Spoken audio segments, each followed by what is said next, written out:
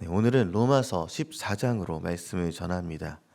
로마서 14장에는 교회에서 발생한 강한 자와 약한 자 사이에서 일어난 믿음의 갈등 자체를 다루고 있습니다.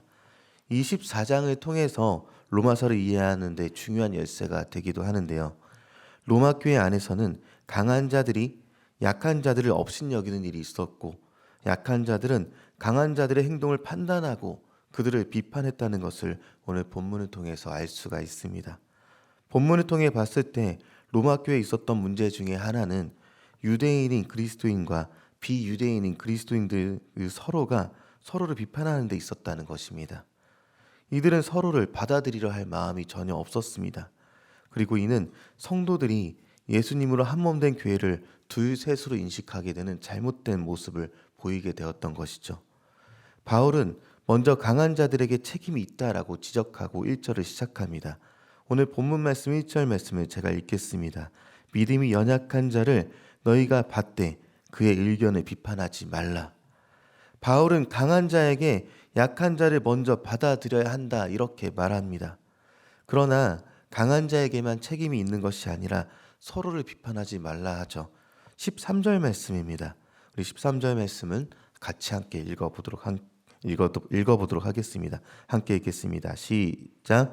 그런즉 우리가 다시는 서로 비판하지 말고 도리어 부딪힐 것이나 거칠 것을 형제 앞에 두지 아니하도록 주의하라.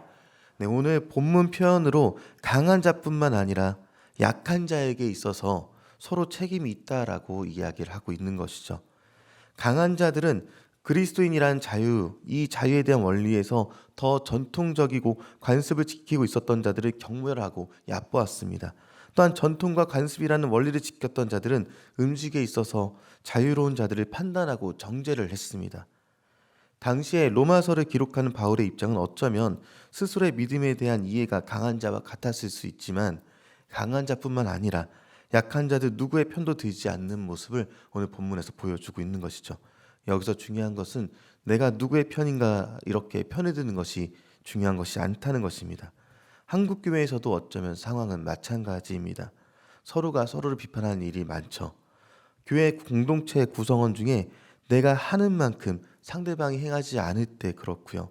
아니면 헌금 생활이 안 되는 것 같을 때, 다른 사람이 나만큼 하지 않는 것 같을 때, 혹은 내 기준을 통해 봤을 때 미달이면 비판하게 되는 것이 쉽습니다. 여기에 정치적인 성향이 다르면 더 크게 싸우기도 하죠. 그러나 예수님의 제자들의 구성을 한번 보면요. 12제자 안에는 유대인의 매국노라 불렸던 세리, 마태가 있었고요. 동시에 열심당원, 셀롯인 시몬도 있었습니다. 이 둘은 물과 기름과도 같은 사이일 수밖에 없었습니다. 물과 기름이 예수님 안에 있게 되었을 때 그들은 한 공동체로 묶여 있게 되었다는 것이죠. 마찬가지로 바울은요. 그리스도인의 이 공동체가 서로 판단하고 업신여기는 갈등의 상황을 보게 되면서 로마 교회에 속이 타는 마음으로 편지를 보내게 되었을 것입니다. 그리고 표현을 이방인과 유대인이란 말을 사용하지 않고 여기서는 이 믿음이 강한 자와 약한 자라는 표현으로 대신해서 사용하게 됩니다. 이것으로 통해서 각자의 문제 상황을 더 잘 적용할 수 있도록 만들어 놓기도 했고, 이방인과 유대인의 구분을 부숴 놓으면서 예수님으로 인해서 한 공동체다라는 것을 더 강조하기도 했죠. 만약 여기서 이방 그리스도인, 유대인 그리스도인이라는 단어를 사용을 했다면 혈통적 한계에 그 구분을 벗어날 수 없었을 것입니다. 바울은 강한 자와 약한 자가 서로 이해하고 받아들여서 갈등이 해결되기를 바랬습니다. 그래서 그는 먼저 강한 자에게 적극적으로 권면합니다. 강한 자들은 약한 자들을 업신여기며 그들의 믿음이 약한 것을 배려하지 않았었던 모습이 있었습니다. 자신만 잘하는 것으로 여길 뿐이며 다른 사람의 실족은 관심사가 아니었다는 것이죠. 그래서 바울은 강한 자에게 약한 자를 배려하지 않는 것은 그리스도의 사랑에 근거하지 않는 것, 이렇게 표현을 하기까지 했습니다. 오늘 본 말씀 14장 15절 말씀에 나타나 있는데요. 15절 말씀도 같이 한번 읽어보겠습니다. 15절입니다. 함께 읽겠습니다. 시작. 만일 음식으로 말미암아 내 형제가 근심하게 되면 이는 내가 사랑으로 행하지 아니함이라. 그리스도께서 대신하여 죽으신 형제를 내 음식으로 망하게 하지 말라. 강한 자들에게 자신의 믿음의 자유에서 나오는 외적인 행위를 제한하더라도 내 생각과 같지 않더라도 이웃을 기쁘게 하라 이렇게 권면하고 있는 것이죠. 바울은 강한 자들이 무엇을 먹고 먹지 않는 문제에 대해서 거리낌이 없다 할지라도 그것이 약한 자들의 신앙에 있어서 장애가 될 수 있다면 그것을 삼갈 것을 권면했던 것입니다.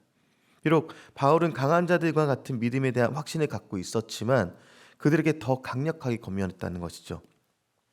이것이 그리스도인이 가져야 하는 의무이기도 하고요. 이것이야말로 예수님의 희생의 삶을 본받는 것이다 라고 말하고 있는 것입니다. 하나 되기 위해서는 내 의를 내려놓을 수 있어야 한다는 것입니다. 본문 표현으로는 약한 자는 어느 고기가 자신들이 지키고 있는 토라의 정결법에 저촉되는 것인지 구분할 수 없었고 시장에서 파는 포도주가 이방 제사에 쓰였는지 알지 못해 고기와 포도주를 먹지 않고 채소만 먹기도 했었습니다. 바울은 이런 약한 자의 모습에 대해서 문제를 삼지 않았습니다. 다만 믿음이 약한 사람이 자신의 마음에 거리낌을 느끼면서 먹는 행위에 대해서는 자신의 믿음적 신념을 행하는 것이 아니기 때문에 이것은 죄를 짓는 것이다. 이렇게 나중에 23절에 표현하기도 했죠. 왜냐하면 약한 자들은 강한 자들이 고기와 포도주를 먹는 것을 보고 마음의 거리낌에도 먹는 행위는 자신이 갖고 있는 믿음의 신념을 흔드는 것이었기 때문에 이렇게 얘기하기도 했던 것입니다. 그래서 하나님의 뜻을 어기는 것이라 생각하면서도 행하는 것은 악한 것이다 이유에 얘기하면서 이곳에 대해서 얼마나 신중하게 다뤄야 되는지 이야기를 나누고 있는 것입니다. 그래서 약한 자들에게 자신의 믿음에 따라 행하고 확신대로 실천하라고 권면하고 있기도 합니다. 오늘 말씀에서 중요한 것은 강한 자와 약한 자 모두 서로 비판하지 말고 업신여기지 말 것입니다. 왜냐하면 하나님이 강한 자나 약한 자를 이미 받아들이셨기 때문에 그렇습니다. 우리는 서로를 받아들여야 합니다. 내가 받아들이고 말고를 선택하는 것이 아니라 이미 하나님이 그들을 선택하셨기 때문에 이미 하나님이 받아들이셨기 때문에 우리에게는 판단할 자격이 없는 것이죠. 그리고 종말에 이르러서는 마지막 때에 이르러서는 하나님의 심판대 앞에서 모두 심판을 받게 될 것이기 때문입니다. 그렇다면 판단하지 말 것 한 가지만 놓고 지금까지 우린 달려왔는데 판단하지 말 것 다음으로 무엇을 해야 할까요? 오직 하나님의 화평과 희락으로 하나 되어서 덕을 세우는 것에 힘쓰라라고 권면하고 있습니다. 19절 말씀을 같이 함께 읽도록 하겠습니다. 19절 함께 읽겠습니다. 시작. 그러므로 우리가 화평의 일과 서로 덕을 세우는 일을 힘쓰나니. 아멘. 말씀으로 권면합니다. 교회 안에서 내 눈의 판단은 내려놓고 화평함으로 서로를 세워가게 되시길 소망합니다. 한몸된 교회에서 다른 이를 비방하는 것은 곧 스스로를 비방하는 것임을 기억해야 합니다. 우리나라 속담 중에 누워서 침 뱉기와 같은 것이 바로 서로를 비방하는 것이 이와 같은 모습입니다. 우리는 이것을 기억하면서 서로를 축복하는 귀한 하나님 안에서 예수님 안에서의 공동체가 되길 소망합니다.